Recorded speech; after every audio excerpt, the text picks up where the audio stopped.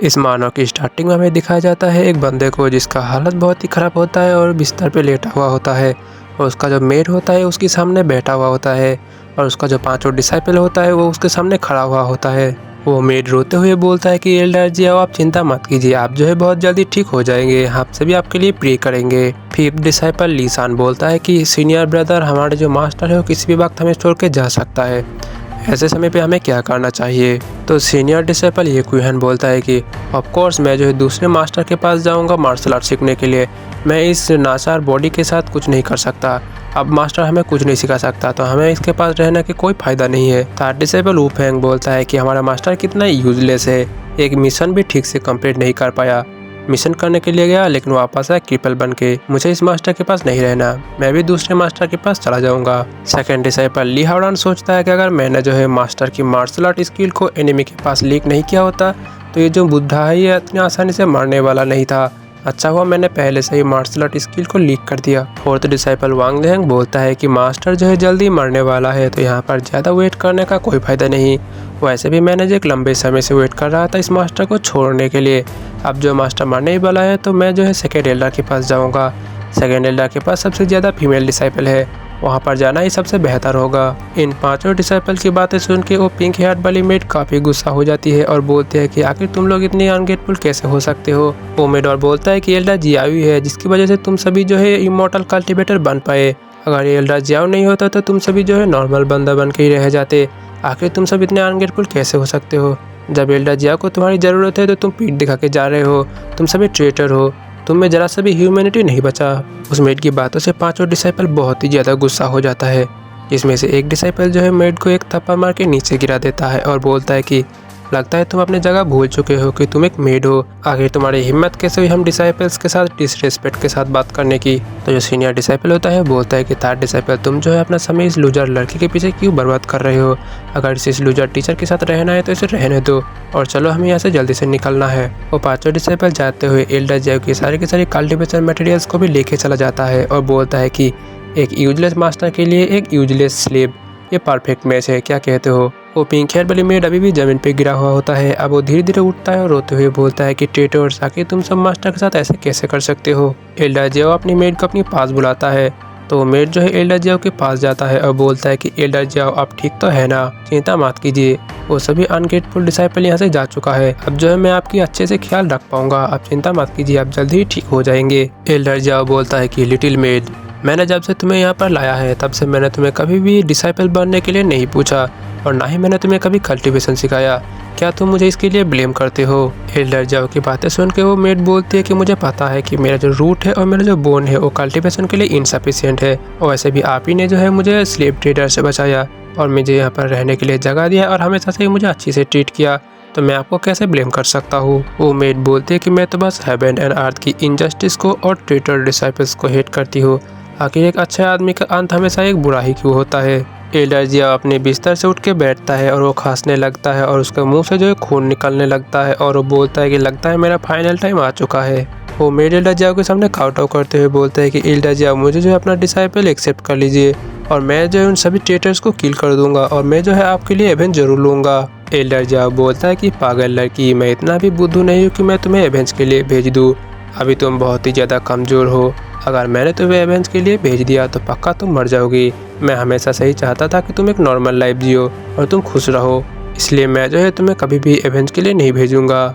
Elder Xiao एक पिल की बोतल को निकालते हुए बोलते हैं कि ये एक इसेंस कंडेंसेशन पिल है, भले इसका ग्रेड बहुत ही ज़्यादा हाई नहीं है लेकिन ये तुम्हारी कल्टीवेशन में मदद करेगा और ये जो है तुम्हारे लिए मेरा फाइनल गिफ्ट है। वो मेड बोलते हैं कि एल्डर जियाओ आप जो है मेरी चिंता छोड़िए और आप खुद की रिकवरी में ज़्यादा ध्यान दीजिए। लेकिन तभी एल्डर जियाओ के मुंह से अचानक से बहुत ज़्यादा खून निकलने लगता है और एल्डर जियाओ की हालत बहुत ही ज़्यादा ख़राब होने लगता है। एल्डर जियाओ के हाथ से पिल का बोतल नीचे गिर जाता है और नीचे गिरने की वजह से वो टूट जाता है। एल्डर जियाओ की आंखें धीरे धीरे बंद होने लगता है तो जो मेड होती है वो बहुत ही ज़्यादा रोने लगती है और बोलते हैं कि एल्डर जियाओ प्लीज़ अपना जो आंखें है खोल के रखना, प्लीज़ अपना आंखें जो है बंद मत करना। एल्डर जियाओ सोचता है कि फाइनली समय आ चुका है इस दुनिया को छोड़ के जाने का, लेकिन मेरी ज़िंदगी में एक रिग्रेट रह गया कि मैंने जो है लिटिल मेड को मेरा अप्रेंटिस नहीं लिया, काश मैंने उसे पहले ही मेरा जो है डिसाइपल बना लेता और उसे भी मार्शल आर्ट सिखाता। और इसी के साथ एल्डर जियाओ अपना आँख बंद कर लेता है, लेकिन तभी जियाओ खुद को एक अजीब सी जगह में पाता है जहाँ पर एक सिस्टम नोटिफिकेशन पॉपअप होता है जो बोलता है कि एक जेन्युइन मास्टर अप्रेंटिस रिलेशनशिप को जो है डिटेक्ट किया गया है। इस चैप्टर की स्टार्टिंग में हमें दिखाया जाता है जो सिस्टम है वो हमारी एमसी को एक इनफाइनाइट गोल्डन एलिक्सर देता है और हमें बताया जाता है ये जो इनफाइनाइट गोल्डन एलिक्सर है इसे हेवन एंड अर्थ की जो एनर्जी है उसे कॉन्डेंस करके बनाया जाता है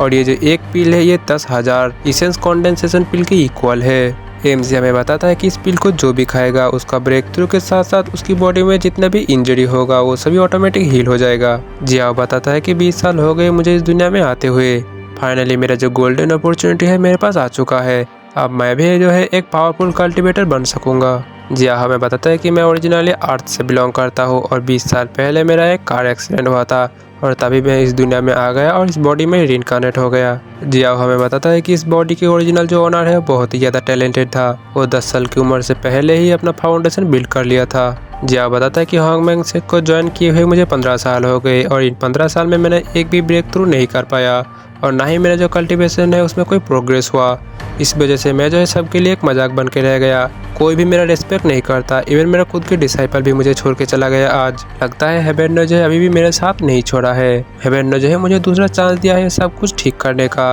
और इस बार जो है मैं बहुत पावरफुल कल्टीवेटर बन के रहूंगा, किसी को भी मेरा मजाक बनने नहीं दूंगा। सिस्टम बताता है कि होस्ट जो भी चीज़ अपने डिसाइपल को देगा सिस्टम वही चीज़ दोबारा से होस्ट को वापस कर देगा, लेकिन उसका कई गुना ज़्यादा कर देगा, या तो 2 गुना, 5 गुना, 10 गुना या फिर कई 100 गुना भी हो सकता है। जियाओ पूछता है कि अगर मैंने जो है अपनी डिसाइपल को कोई स्किल सिखाया या फिर कोई नॉलेज दिया तो क्या उसका भी मुझे रिवार्ड मिलेगा। सिस्टम बताता है कि होस्ट की कोई भी स्किल या फिर नॉलेज की वजह से अगर डिसाइपल की कल्टीवेशन या फिर उसका इनसाइट कुछ भी इम्प्रूव होता है तो होस्ट को भी रिवार्ड दिया जाएगा, लेकिन डबल वैल्यू के साथ। सिस्टम बताता है कि होस्ट की गाइडेंस के अंदर उसका कोई भी डिसाइपल अगर मान लो किसी भी शॉर्ट टेक्निक का लेवल 1 को अचीव करता है तो होस्ट जो है डायरेक्टली उसका n गुना ज़्यादा लेवल को अचीव कर लेगा विदाउट प्रैक्टिस। और यहाँ पर n जो है कुछ भी हो सकता है, 2 गुना भी हो सकता है, 4 गुना भी हो सकता है,